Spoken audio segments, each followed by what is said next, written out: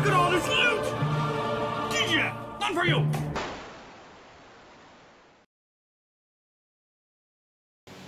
Welcome back, I'm Captain Xavier, and I am a shameless fan of free stuff. And yes, speaking of fans, there are fans going in here, which is why it's noisy. It is warm, I am sweaty, and I want to get this done.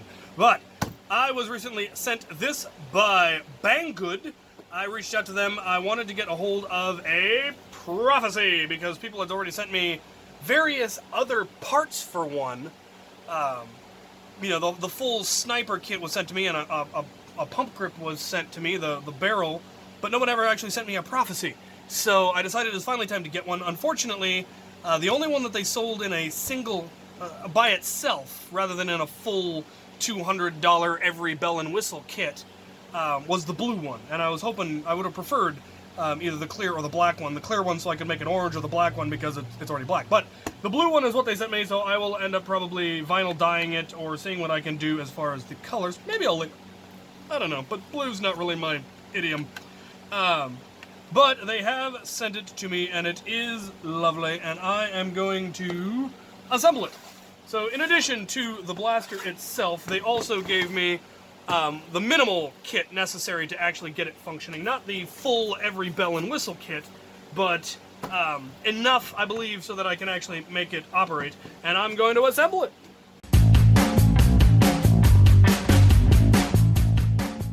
Alright, so the bone stock version has a catch, and a trigger, and the mag release, and the front end.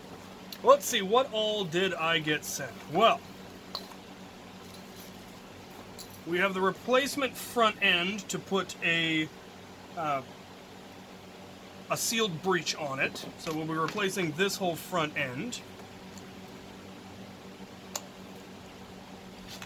We have an expanded plunger tube, which is in desperate need of some lubrication, because that's not going to do us any good. So we'll need to deal with that, but luckily I have some, so that shouldn't be a problem. We have the bolt sled, as well as the hardware for that. Then we have this. Metal. I thought there was a metal catch in here somewhere. I was hoping there was a metal catch. This is the full sealed breech. Long barrel. Bolt. Which, oh good, they sent extra O-rings, because this one's busted. Luckily, they sent extras. And that. I'm not sure where that goes. Fascinating. Okay, well, let's get the stuff out of here that we don't need. And start putting in the stuff that we do.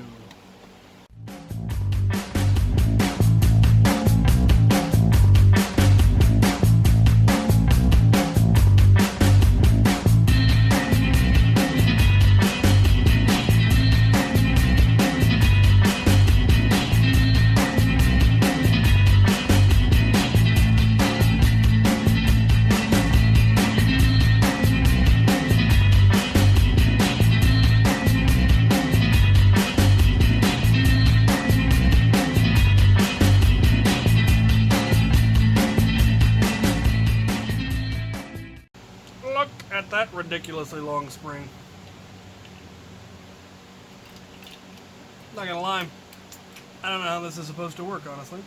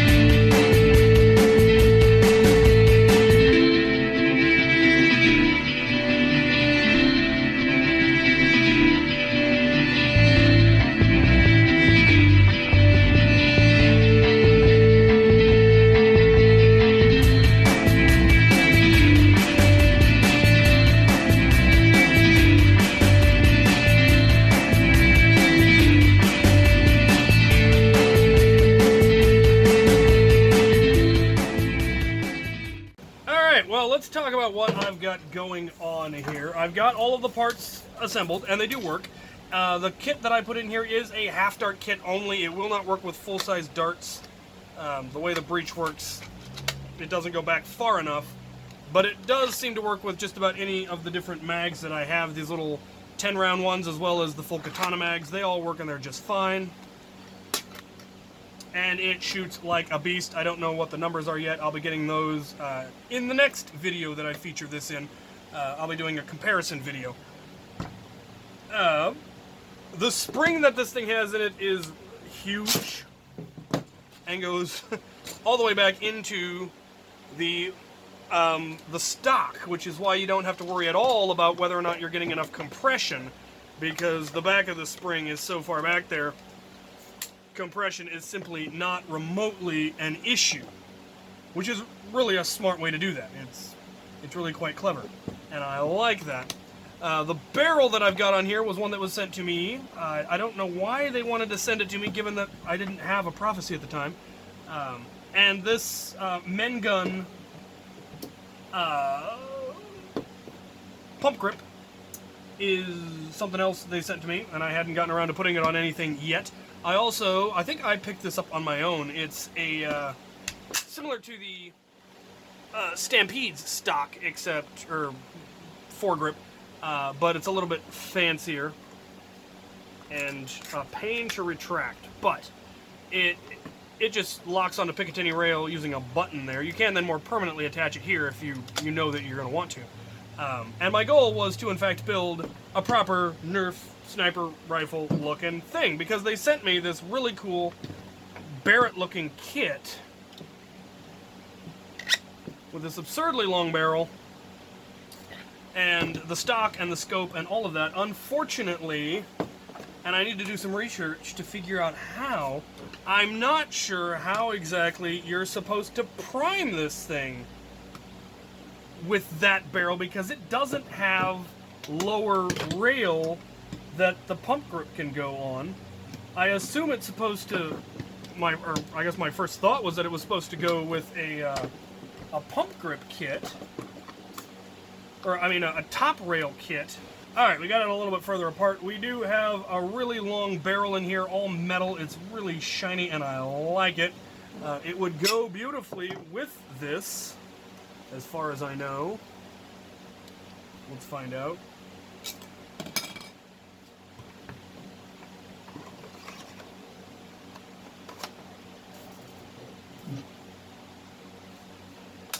There we go.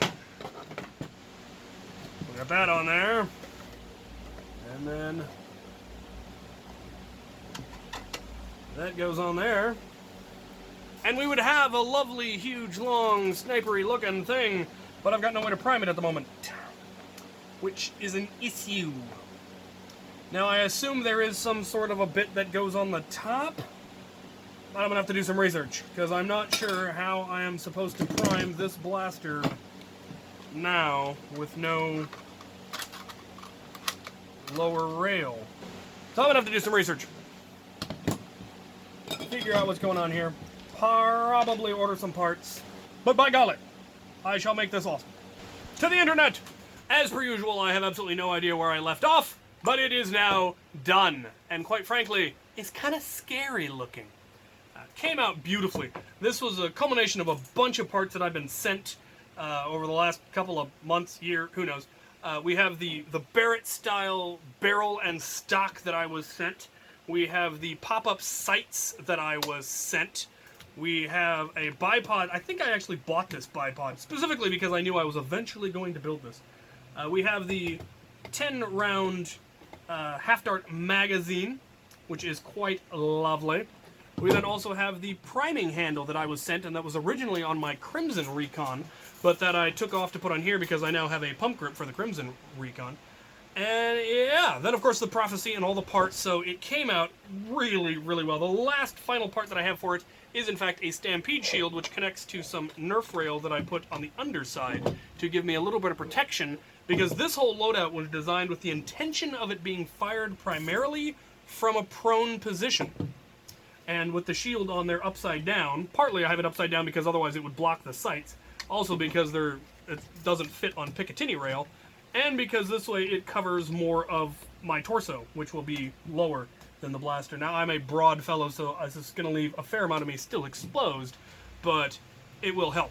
Now, the reason I'm allowed to use this shield is because it is an actual official Nerf product.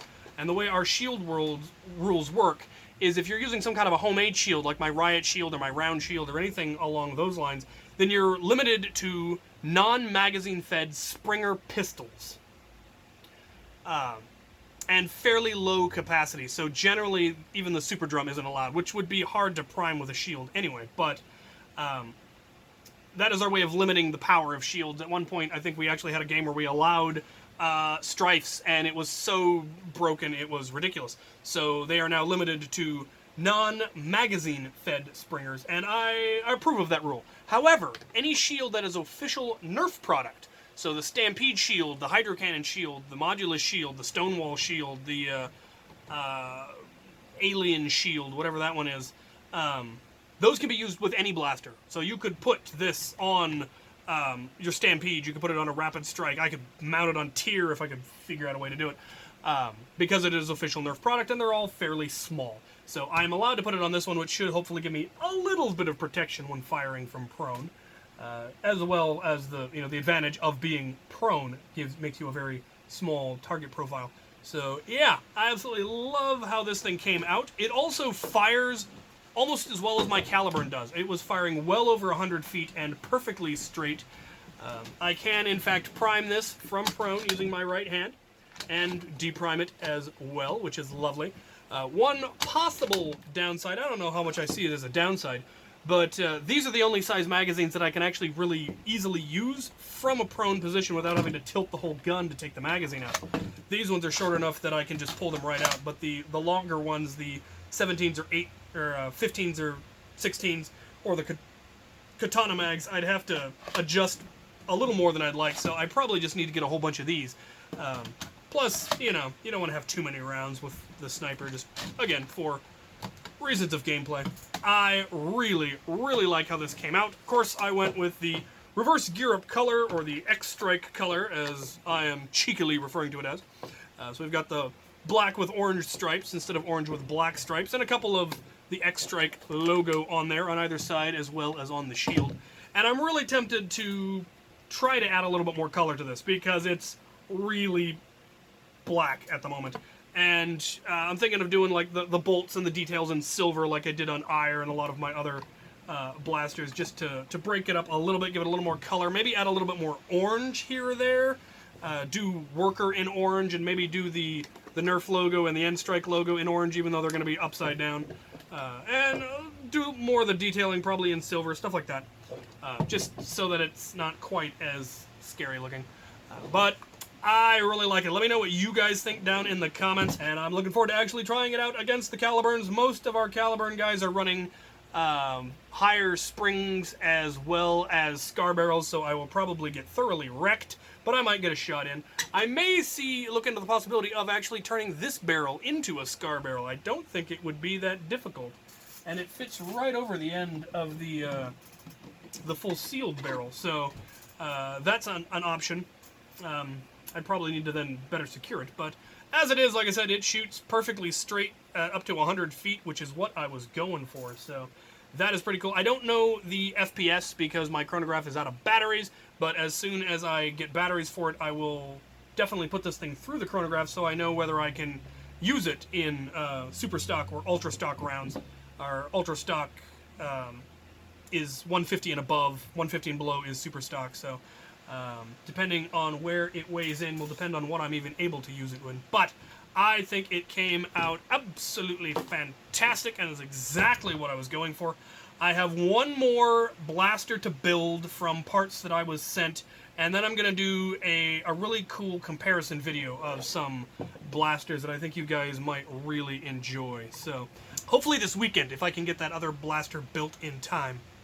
So stay tuned for that. And thank you guys for watching.